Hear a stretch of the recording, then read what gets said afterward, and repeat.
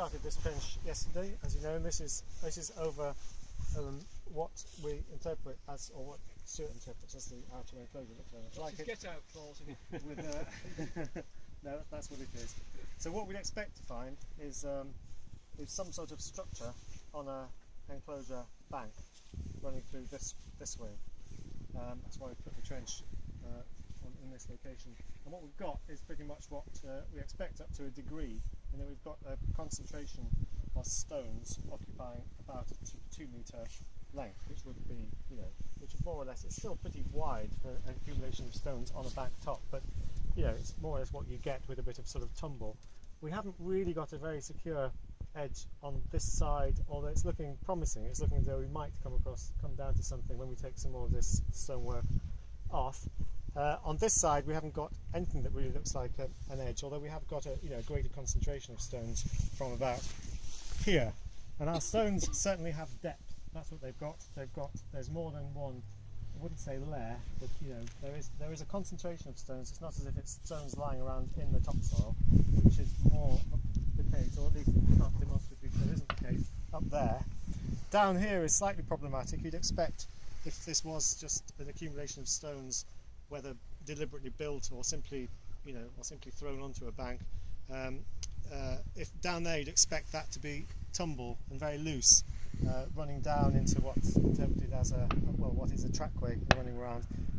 That stonework down there, however, doesn't seem to be very loose. It seems pretty sort of compact. I wouldn't go as far as to say it's revetting the bank or anything like that yet, and it may well just be tumble that's been compacted, by sort of hundreds of years of sheep activity over the top of it. In terms of finds, in terms of other structures, there are one or two holes, as you can see, sort of areas where of less concentrated stonework there and in there, but I don't think we're at the point yet where we can start talking about potential, post holes.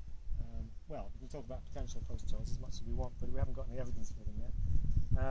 And in terms of finds, it's still really concentrated up at this top end of the trench in a sort of gritty deposit, which I don't think we're completely down to everywhere yet. So I expect that we'll find a lot more pottery and glass, and it's very nice stuff, a lot of it, 18th, 19th century, showing that there's been a lot of dumping on the site, and probably just brought out through manuring activities in the relatively modern period, with a particular concentration in that corner there, as if one particular dump full of pottery has just been placed on there, and it's gradually been ploughed out, but there's still enough of a concentration there. So I think all we can do with this is, again, similar story really. We need to plan, and then I think it merits a sort of sondage, a trenchette, perhaps sort of 50 centimetres wide or so along one side of it, just so that we can see what sort of structure we've got. Can we identify, curved stones or something, some edge to it, structure, to give us an idea of what we're digging down to elsewhere? Because otherwise we just, be taking off the whole thing very, very gradually. It would take a very long time to do that. So we need to get, I think, now some impression of structure.